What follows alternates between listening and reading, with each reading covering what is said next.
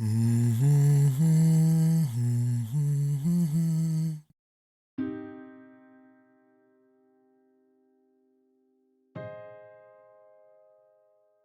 just listen here.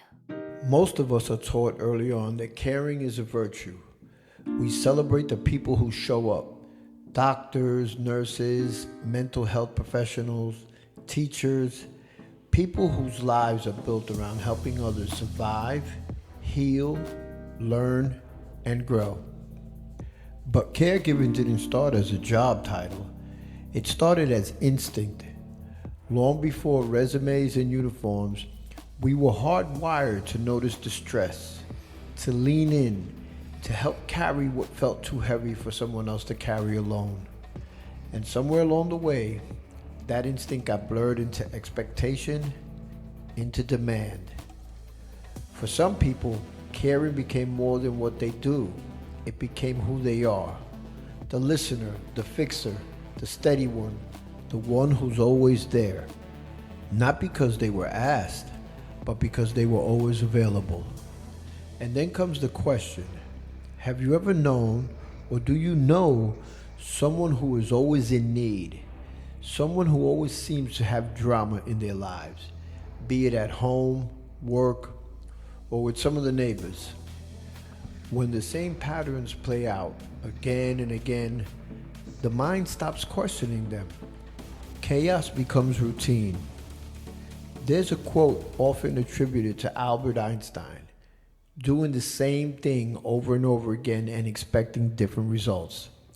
This same quote is used in the recovery program of Alcoholics Anonymous for a reason. At some point, it's no longer confusion, it's routine. And routine has a way of feeling comfortable, even when it's harmful. Are these people truly victims of their circumstances? Or are they drama kings and queens, people who just don't invite chaos into their lives, but quietly create it and actually thrive on it? And maybe the harder question is this: at what point does helping turn into enabling? And this is where this story begins.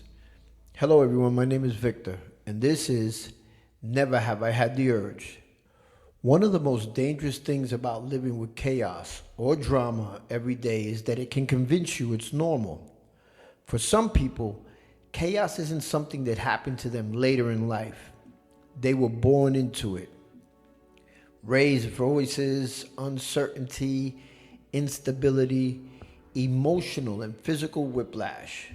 When that's the environment you grow up in, it doesn't register as chaos. It registers as normal, as home.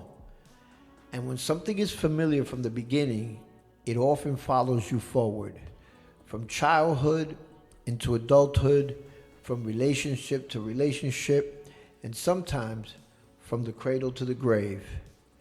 Not because people choose it consciously, but because it's the only language they were ever taught. At the same time, there are others who come into the world wired differently. People raised or shaped to be calm, kind, observant. People who feel a natural pull to help, to soothe, to steady the room. These are the people who listen more than they speak, who notice when something feels off, who step in, not to control, but to care. And often, without realizing it, these two worlds collide. Those who are raised in chaos recognize calm as resource.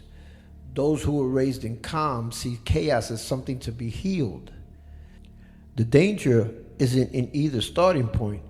The danger is when familiarity gets mistaken for fate, and when kindness turns into quiet obligation. Because when drama is normalized, it doesn't announce itself as destructive. It just keeps repeating itself over and over again until no one questions it anymore. I remember my sister once said, "Our family puts the fun in dysfunction." We laughed at that, but I kind of took it to heart and believed it. Maybe that's why I used to watch shows like Jerry Springer and Maury Povich, where the topics were usually unsophisticated, chaotic, and emotionally loud. At the time, it felt entertaining, familiar even. Looking back now, I can see that it wasn't just television. It was a reflection, a mirror of the kind of energy that once felt a little normal to me. But something shifted. I had a paradigm shift, a fundamental change in how I saw things. I started growing, developing, maturing. And with that growth came a different way of seeing, not just the situations in front of me, but my worldview as a whole. What once felt entertaining began to feel exhausting. What once felt familiar began to feel unnecessary. And what once felt like just how things are started to feel optional. I began to realize that chaos or drama doesn't just show up by accident. It gets invited, it gets repeated, and sometimes it even gets celebrated. When dysfunction is normalized long enough, it stops looking like a problem and starts looking like a personality, or culture, or even family tradition. But growth has a way of quietly changing your tolerance for a lot of things, especially nonsense. I started to notice something else. Peace can feel uncomfortable at first when you're not used to it. Calm can feel boring. Stability can feel empty if chaos has always filled the space. And choosing differently can sometimes feel like betrayal to people, to patterns, and even to versions of yourself. That realization marked the end of one chapter for me.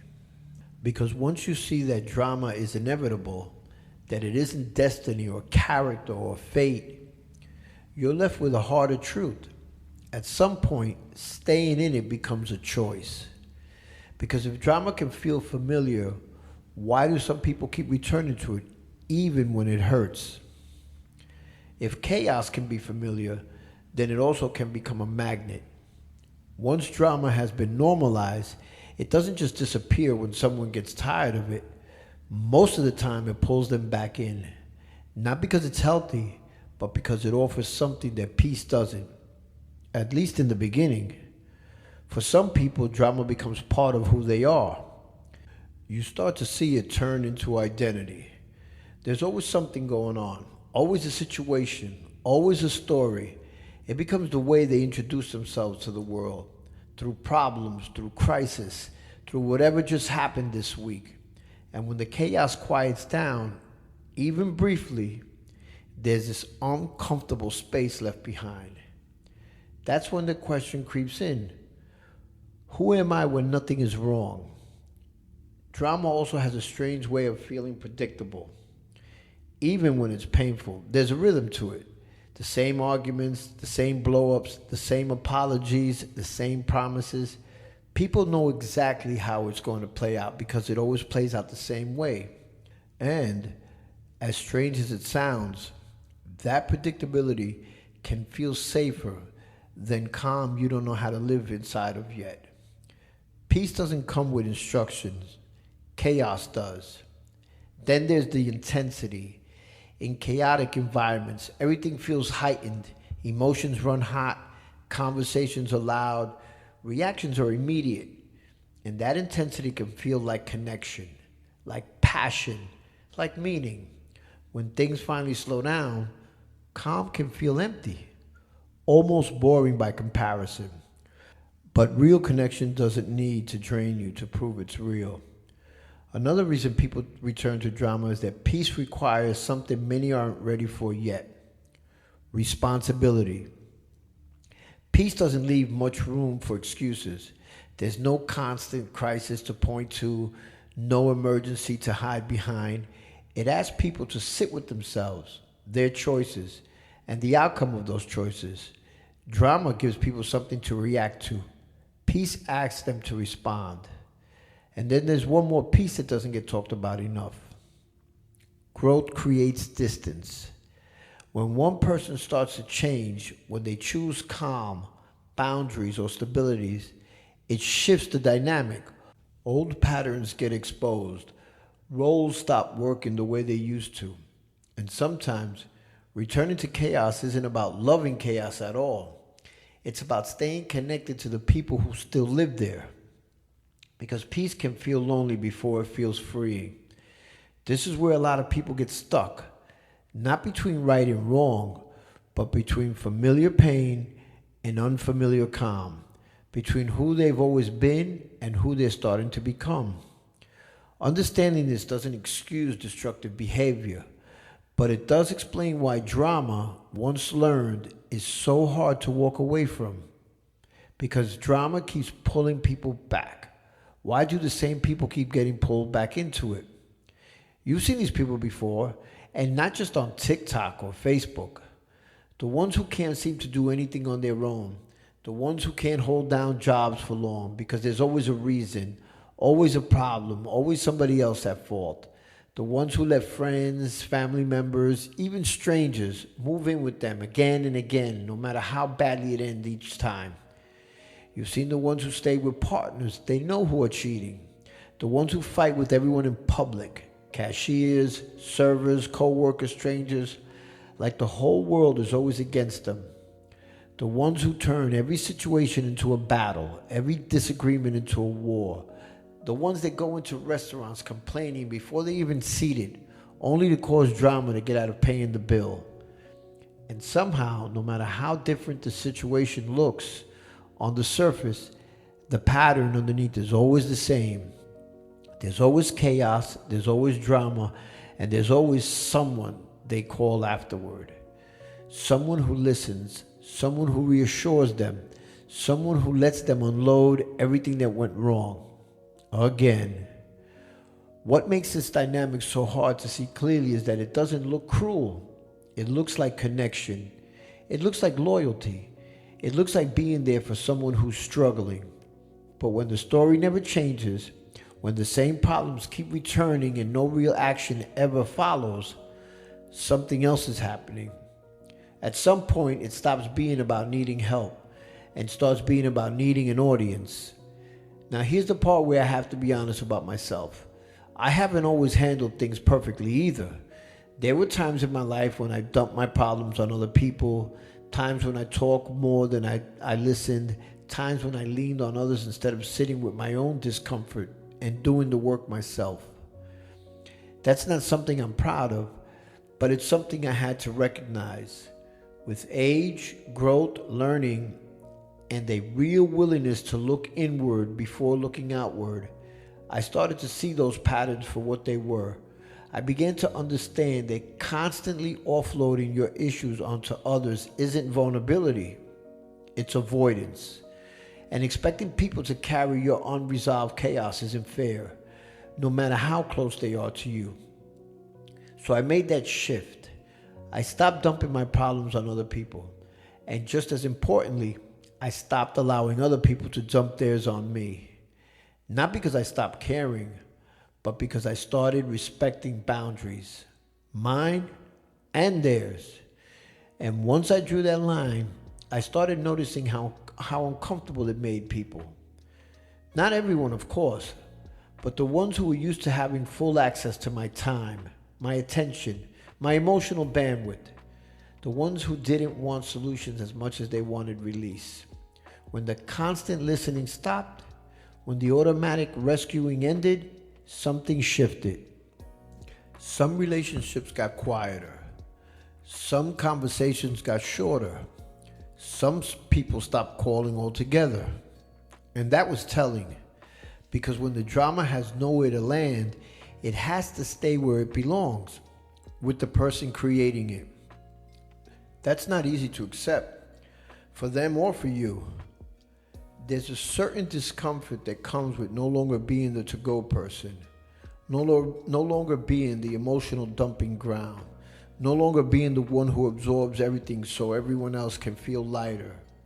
At first, it can feel like you're being selfish, cold, detached. You walk around waiting for the other shoe to drop. It's a strange feeling, but that feeling doesn't last. What replaces it is clarity. You start to see the difference between someone who's struggling and someone who is stuck, between someone who wants help and someone who wants relief without responsibility, between a hard season and a permanent cycle. Because every time we listen without limits, Every time we rescue without accountability, every time we show up for the same story with no expectation of change, we unintentionally reinforce the pattern. That doesn't make us bad people. It makes us human. But growth asks for more than good intentions. It asks for honesty. Honesty about what you're willing to carry. Honesty about what belongs to you and what doesn't. Honesty about when helping stops helping. And here's the part that doesn't get said out loud very often. Some people don't change until the audience leaves. Some cycles don't break until they stop being supported. And some drama survives only because it's being shared. Choosing not to participate doesn't mean you stop caring. It means you stop contributing. And that choice, quiet, firm, and deeply uncomfortable at first, changes everything. And there was another realization that hit me along the way. One that at first honestly felt crazy. I started noticing how often the same people would ask for help and then immediately tell the help how to help them. They'd reach out in distress, lay everything out, ask for guidance, and then reject every suggestion that didn't match exactly what they already wanted to do. Or worse, they'd outline the solution themselves and just want agreement, validation, or someone to co-sign the next bad decision. At first, that felt insane to me. Why ask for help if you already decided what you're going to do? But eventually I realized something important. They weren't asking for help. They were asking for confirmation. They didn't want perspective. They wanted permission. They didn't want change. They wanted comfort. And they didn't want accountability. They wanted relief. That realization was a turning point. Because once you see that pattern, you can't unsee it. You start to understand why advice goes unused, why the same problems resurface, and why nothing actually gets resolved. The conversation was never about fixing anything. It was about releasing pressure and then returning right back to the cycle. It's like a dolphin or a whale coming up for a breath of air and then immediately diving back under the water. The breath isn't meant to change direction. It's only meant to keep them going. Once I saw it that way, everything made more sense. The phone calls, the venting, the urgency followed by inaction. They weren't trying to escape the chaos. They were just trying to breathe inside of it. And helpers make that breath for progress. We think, at least they reached out. At least they're talking about it. At least they're not alone. But talking isn't the same as changing. And breathing isn't the same as surfacing. Without intention, without action, without accountability, the cycle stays intact, refreshed, but unchanged. And once you realize that, it becomes harder to keep offering yourself as oxygen. Not because you don't care, but because you finally understand what your role has been. And this is usually where the guilt shows up. Not the healthy kind, the manipulative kind, the kind that wears disguises. You've changed. You're not the same anymore. You used to be there for me. You think you're better than everyone now. Those words don't come from nowhere. They come from disruption, from people feeling the absence of something they were used to having. Access. When you stop absorbing chaos, it forces others to feel it themselves. And not everyone handles that well. So the backlash comes. Sometimes it's subtle, distant, silence, coldness. Sometimes it's loud, anger, accusations, character attacks. You get labeled as selfish, cold, detached, difficult. Meanwhile, nothing about you has become cruel. You've just become unavailable for dysfunction. That can mess with your head, especially if you spent years being the dependable one, the listener, the fixer, the steady presence. When your identity has been tied to showing up for others, stepping back can feel like you're betraying something sacred. You start second-guessing yourself. Am I being too harsh? Should I call back? Maybe I could have handled that differently. Maybe it really is my responsibility. But here's what I had to learn the hard way. Guilt isn't always a sign you're doing something wrong. It's sometimes a sign that you're doing something new. People who benefited from your lack of boundaries will almost always react when those boundaries appear. Not because you've harmed them, but because the dynamic has changed. And growth always changes dynamics. What makes this part so difficult is that the backlash often comes wrapped in emotion. Tears, stories, crises, emergencies, and it could pull you right back into the role if you just stepped out of. This is where a lot of people fold. Not because they don't know better, but because they don't want to be seen as the villain in someone else's story. But choosing not to participate in drama doesn't make you the bad guy. It makes you honest. Honest about your limits. Honest about what you can and can't carry. Honest about the difference between compassion and self-erasure. And once you sit with that truth long enough, something starts to shift again. The guilt gets quieter, the labels lose their power, and the backlash reveals what it always was: resistance to change. And this is where I eventually landed. Not in anger, not in resentment, not even in disappointment, but in clarity. I came to understand that I'm not responsible for managing other people's chaos. I'm not obligated to absorb it, fix it, explain it, or carry it simply because I'm capable of doing so. Being able to help doesn't mean I'm required to participate. There's a difference between showing compassion and sacrificing yourself. There's a difference between listening and enabling. And there's a difference between being supportive and being consumed. Once I saw those differences clearly, the decision became simpler, even if it wasn't easier. I learned that I could care without collapsing into someone else's problems, that I could listen without reopening the same conversation for the 100th time, that I could offer a perspective once and then step back when nothing changed. And when I stopped participating, something interesting happened. The drama didn't disappear, but it stopped living with me. Some people adjusted, some didn't. Some relationships changed shape, some faded altogether. And as uncomfortable as that was at first, it taught me something important. Not every connection is meant to survive growth. Some are built on access, some are built on roles, and when those roles end, so does the relationship. That's not cruelty, that's reality. Walking away from these patterns doesn't make you heartless, it doesn't make you superior, and it certainly doesn't make you wrong. It means you've chosen to stop confusing obligation with love. And that choice, quiet, firm, and deeply personal, marks the end of one way of living. Which brings us to what comes next. Because choosing peace isn't immediate relief. It's unfamiliar. It's uncomfortable. And at first, it can feel empty, lonely even. But it's also where something new begins. Some people adjusted, some didn't. Some relationships changed shape, some faded altogether.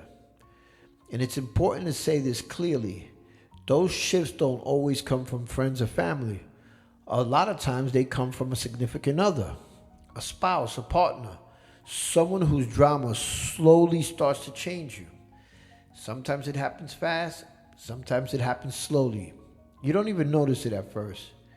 Day after day, you absorb their negativity, their instability, their bad energy, until one day you realize you become part of it. You're reacting the way they react, speaking the way they speak, carrying the same tension, the same edge, the same toxicity. And that's one of the most dangerous parts of staying too long in chaos. It doesn't just surround you, it reshapes you. That realization played a big role in the choices I've made since. Today, I choose to be single. I live alone by choice. I have a job and coworkers I like and I work well with. I come and go as I please without anyone questioning me or making demands on my time. I date, and I'm very clear up front about what I want and what I'm willing to give and not give. No confusion, No guessing, no ifs, ands, or buts. The minute red flags start popping up, I'm out. Just like that. I'm not here to change anybody. If you're an adult and still doing foul stuff, still living recklessly, dishonestly, or destructively, then I have to go. I don't make time for nonsense anymore. Time passes for everyone. Growth doesn't. And once you see that, once you truly understand how chaos transfers, how it spreads through proximity, intimacy, and tolerance, it becomes impossible to unsee. Because the real question isn't whether chaos exists. It's how much of it you're willing to live with and what it costs you to keep it around. There's a moment that comes after you step out of chaos, and almost no one talks about it. It's quiet, uncomfortably quiet.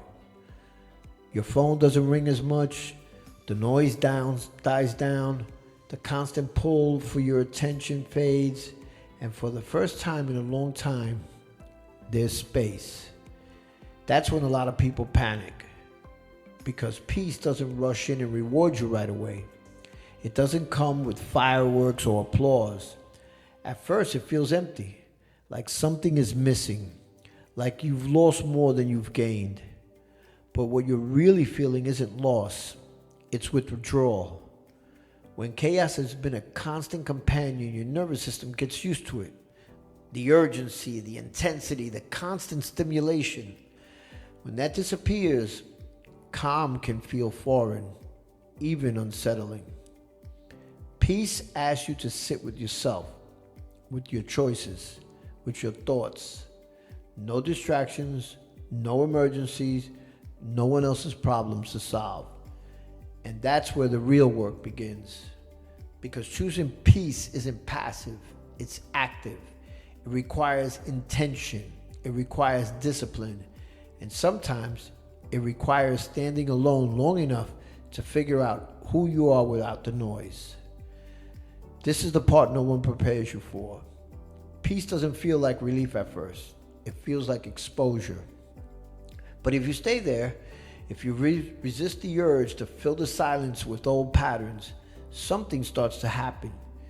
You breathe differently. You think more clearly. You stop reacting and start responding. And slowly, the quiet stops feeling empty and starts feeling like freedom. One of the things that surprised me the most, and honestly, it didn't take very long to notice, was realizing who called and why. There were people in my life who only reached out when there was a fire or some kind of emergency going on. If nothing was wrong, if there was no crisis, no drama, no fires, all I got was crickets. In the beginning, it didn't look that way. There might have been a call to check in, an invite to a movie, maybe dinner once in a while. But over time, that faded. And what replaced it was predictable. The phone rang when something was falling apart, when there was a dumpster fire, when they needed to vent, unload, complain, or ask for advice that they had no real intention of using. Those conversations always looked the same. Urgency up front, emotion poured out, suggestions politely ignored, and then silence until the next fire. Stepping into peace made that pattern impossible to miss, because once the drama was gone away from my life, it became clear how little some of those connections were actually about me. They weren't built on shared interest, mutual curiosity, or enjoyment. They were built on access to my time, my attention, and my precious energy. Today, my relationships look very different. Today, I get calls just to see how I'm doing. Today, I get invites for a night out on the town, dinner and a movie maybe, a sleepover with the promise of a good breakfast the next morning. Today, I get calls to go to the gym or to take a walk on the Greenway. Calls that come from a place of presence, not panic. From connections, not crisis. Those are the calls I answer. The energy vampires, I let those calls go to voicemail. Not out of anger, not out of spite, but out of discernment. Because peace teaches you something invaluable. Your energy is not unlimited, and it's not free. Today, I'm very selective about who I share it with. Not because I think I'm better than anyone else, but because life has taught me that my energy is a commodity worth protecting and never wasting. And that, more than anything, is what choosing peace looks like in real life. Times are trying right now, unsettling, heavy. Political uncertainty, war, natural disasters, prices climbing, wages lagging behind, systems that feel less supportive and more punishing, a constant sense that the ground is shifting under your feet. And lay it on top of all that, fake news, fake outrage, fake people, fake urgency, fake everything. It's loud, relentless, and exhausting. What I've come to understand is that much of this noise exists for one reason: to drain you, to keep you distracted, to pull at your attention, your emotions, your peace of mind until there's nothing left to give yourself. And that's why protecting your energy isn't selfish. It's actually necessary. If you truly want to grow old gracefully, if you want to live with clarity instead of constant agitation, then safeguarding what little time you actually have left on this planet matters. Choosing where you place your attention matters. Choosing who has access to you matters. Peace doesn't mean ignoring the world. It means refusing to let the world consume you. It means learning when to engage and when to step back, when to care and when to conserve, when to speak and when to be still. There is a real strength in ease. There is wisdom in simplicity. And there is freedom in choosing calm in a world that profits from drama. You don't have to carry everything. You don't have to fix everyone. You don't have to respond to every fire. You're allowed to build a life that feels steady. You're allowed to protect your joy. You're allowed to choose peace again and again. And if you do, you may find that growing older doesn't feel like losing something at all. It feels like arriving. There's a quiet moment that comes after all the decisions are made. After you stop chasing noise. After you stop explaining yourself. After you stop carrying what was never yours to begin with. It's the moment where you realize that peace didn't change you into someone colder. It returned you to someone clearer. You still care. You still feel deeply. You just no longer confuse chaos or drama with connection, or urgency with importance. And maybe that's the real growth here. Not becoming harder, but becoming sturdier. Not withdrawing from life, but choosing how to show up in it. Peace doesn't make you invisible. It makes you intentional. And intention, over time, becomes a life that feels lighter, even when the world around you isn't. Sometimes the urge is to fix. Sometimes it's to rescue. Sometimes it's to stay, even when staying costs you more than leaving ever could. But growth begins the moment you recognize the urge and choose differently. Some people normalize drama. Others choose peace, and that choice matters. Thank you for spending this time with me. Thank you for listening, reflecting, and maybe even questioning a few patterns along the way. And remember, behind every want lies an urge. Behind every urge, there's a need. Until next time, this is Never Have I Had the Urge. This episode was written and produced by me, your host, Victor Jimenez, and edited by the lovely and talented Invisible Woman.